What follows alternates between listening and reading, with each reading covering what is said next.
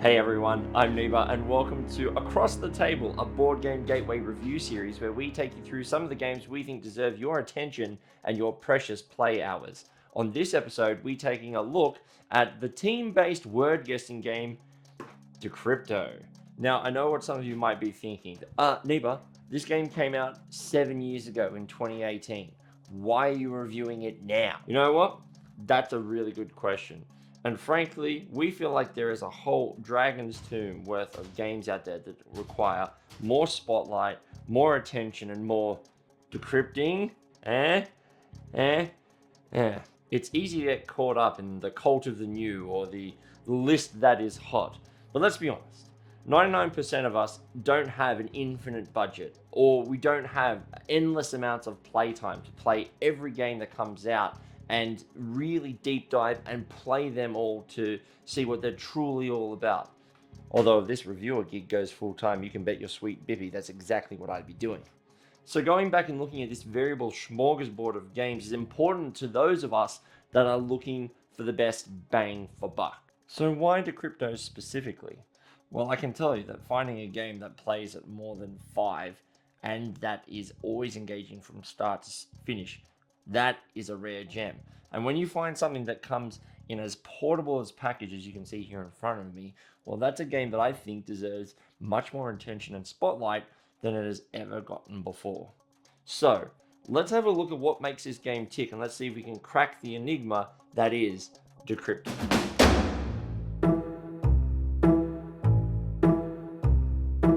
In Decrypto, you split into two teams, white team and the black team. Each team gets their own nifty screen. Behind the screen, hidden from the other team, you're going to tuck 4 word cards into pockets, numbered 1 through 4. Everyone on your team can see these words, but they are top secret from your opponents. Now the game happens over a number of rounds. In the very first round, one person from each team is going to be assigned the clue giver role, and they are going to draw one of these cards. They will have a 3-digit number on the other side. They must keep it secret from their team, and their objective is to get their team to guess the 4 words that correspond to the numbers. Now they must read out a code at the end of the round. If that code matches this card, then you have successfully beaten the round. So let's say that your code here is 431, and the words on your screen are sled, France, face, and monster, each relating to one of those words. You have to get your team to guess the words monster, face, and sled. So you're going to be giving them 1-word clues to be able to get them to guess what those words are. So for monster, I may say dragon. For France, I may say baguette. And for sled, I may say snow. If they correctly write down 431 and then say it aloud, congratulations, you've just beaten the round. The other team is then going to do the exact same sequence, trying to guess what their code is, and if they are successful, they also get to move on to the round. Now, what happens if your team does not successfully guess the code? Well then, you are going to have to give yourself one of these black tokens here. These black tokens represent the fact that you were not able to successfully guess the code for this round. And unfortunately, if you get 2 of those, you lose the game entirely. So your words are going to have to be obvious enough that your team can guess the code. But from the second round, this is where the game really starts to get spicy. See, in the first round, nothing really happened other than your team trying to guess the word. However, your opponents were listening and writing down those clues that they heard you say. And from the second round onwards, the opponent's team gets to guess your code first. If they are successful in guessing your code, then congratulations, you get one of these white intercept tokens. And these are just as important because the first team to get to 2 intercept tokens wins the game. So, what does that mean in terms of gameplay? It means a few things. It means that this game is relatively quick to play because it can last anywhere as quickly as 2 rounds. Generally, we'll play anywhere from about 4 to 7 rounds. But it means that the game is very, very engaging, because from the second round onwards, you are now trying to make sure that your clues are obvious, but not too obvious, because the other team is collecting the words for every clue that you have said, and patterns will start to emerge, and they'll be trying to act like veritable Sherlock Holmeses, trying to find out what the pattern is and what the code relates to. They don't need to know what your word is, but if you keep saying sky, rain, and white, they may start to get an idea of what the clue may be, and maybe they understand that anytime something to do with rain or cloud hits the clue board, then that's the number they're going to guess. So you are trying to be smart, but not too smart, because remember, these black tokens mean that if you get 2 of them and you are too smart for your own good, your team is going to lose. So it creates a great push and pull tension, because remember, the words that you see on your board are the words for the game. They do not change. And so that means you now need to be very careful about the words and the clues that you are giving.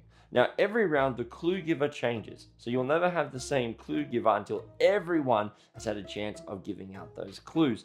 And the clues that you can get, you'd better hope that you're all on the same page. Not only do you hope that you're all on the same page, what this actually means in terms of engagement in this game is it feels like you are never not playing the game. And that is a brilliant thing that Decrypto does. The reason why it is so brilliant is because even when it's not your turn, even when you're not the clue giver, you will still be listening to what the other team has to say. You'll be listening to the clues and trying to piece together the little puzzle that is forming in front of you. Not only will you be trying to piece together the puzzle, you'll also be worrying about the clues that you have to give on your turn, inevitably coming up in the next 5 minutes, but you'll also be trying to think of ways to be able to skirt around and get your team to guess a clue without making it so obvious that the other team has guessed it. If you can't tell, I really like Decrypto, and Decrypto is one of the games that has been in my collection for the longest, and it's one of the games that gets played the most. Not only is it a portable game that you can see here, it is a game that is a great spectator game as well. You don't have to actually be playing Decrypto to have a great time. You can just be watching your friends try to guess the words, knowing what they're trying to do, see the clues, but look at your friends as they have no idea how you can make a dragonfly relate to an Oreo. They have no clue about it. But that is the genius in Decrypto. The other thing that is great about Decrypto is, for those players of you who may not be feeling as confident or as extroverted as some of your friends, it allows you to take the game at your own pace.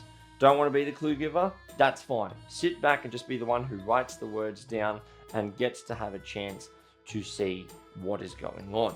Maybe you just want to be the code cracker, just listening to your friends and trying to understand what the clues they're giving to you.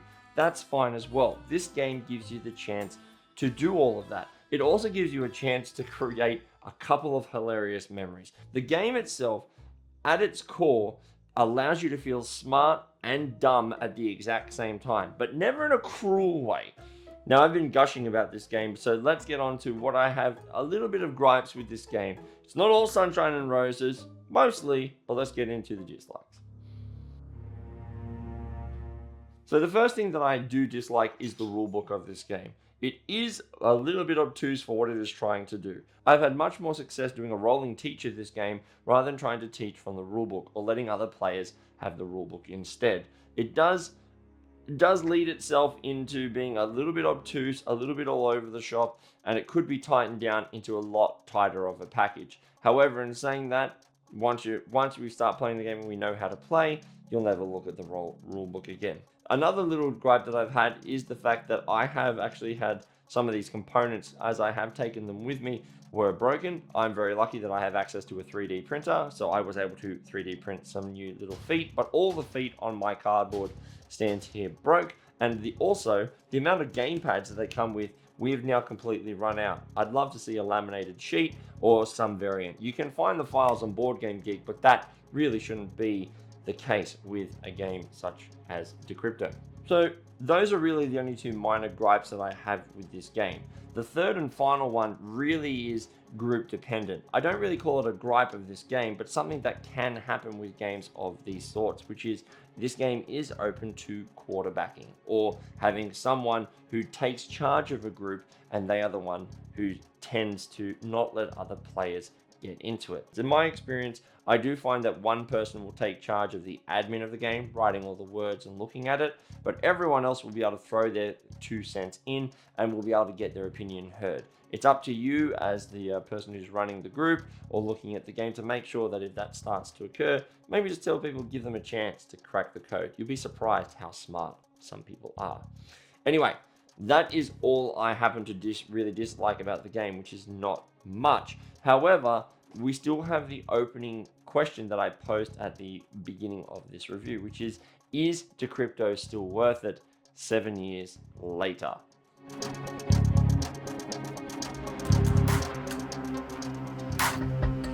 Now, if you can't tell, Board Game Gateway emphatically gives this review a big yes.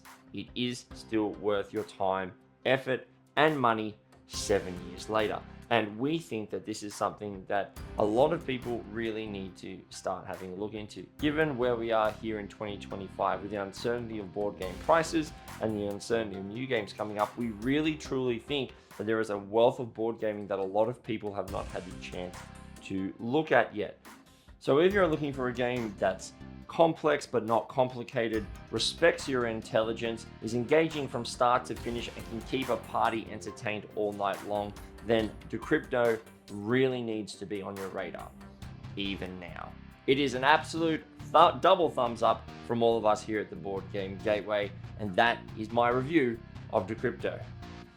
So ladies and gentlemen, that brings us to the end of another episode of Across the Table here at the Board Game Gateway.